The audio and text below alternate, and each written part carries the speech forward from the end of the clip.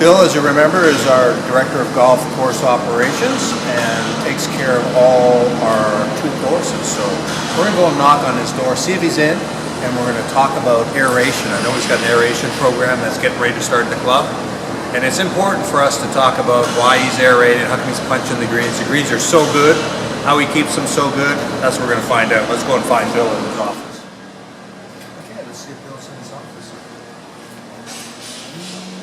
He is. Let's come on in. Let's come in and talk to Bill and see what's going on.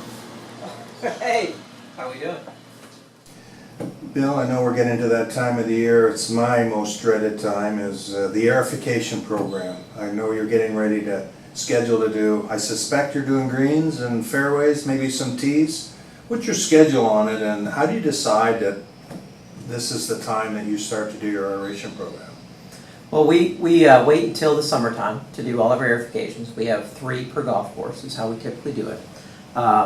That for 2 reasons. One is the weather's the right time of the year for that. It grows in faster, heals faster, as well as there's decrease in play. It's not quite end season for the membership. So we schedule them, we stagger them apart so that we can have one golf course in good condition at all times through the summertime. And we'll start that process in about 3 weeks on the Woods golf course. We'll do tees, greens, fairways, some of the high traffic areas in the rough as well. We do close for 10 days, which we started last year. The reason for that is because we found if we focus on recovery only and not trying to keep playability, the overall time of recovery shortens.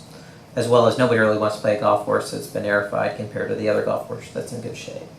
How long typically do you say that the course is not unplayable, but we want to enjoy the greens, and so how long does it take when you start aerating to the time that we find that the greens are pretty good and rolling pretty fast? In about 2 weeks we're at about 85%, and in about 3 weeks we're at 100%.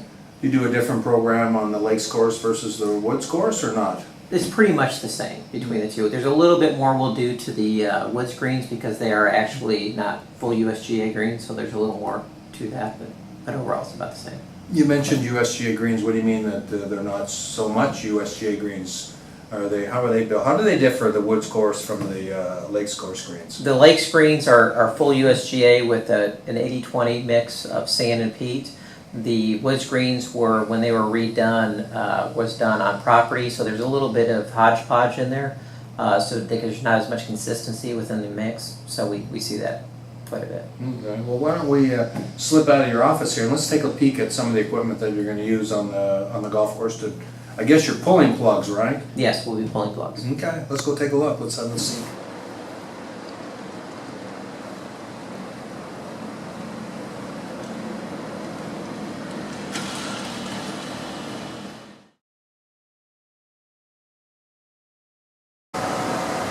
So, is this the machine that you're going to use on the greens? It seems pretty large, and can you explain maybe the tines? Look how long these ones are. Are you going to do this on the greens too?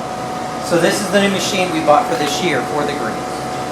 It has flotation tires on it, so it can drive across the greens, as well as it has larger tines on it. So this will break through the layer that's in the greens that is deeper than 3.5 inches that we normally go. And it has a kick point on it, so we can actually relieve soil underneath the surface. We'll do that first, and then we'll come back with a tine like this, which is a 5/8 inch tine over the top of it. Well, thanks so much for the information, and we're hoping for some good weather and maybe a little bit of rain after you do the aeration.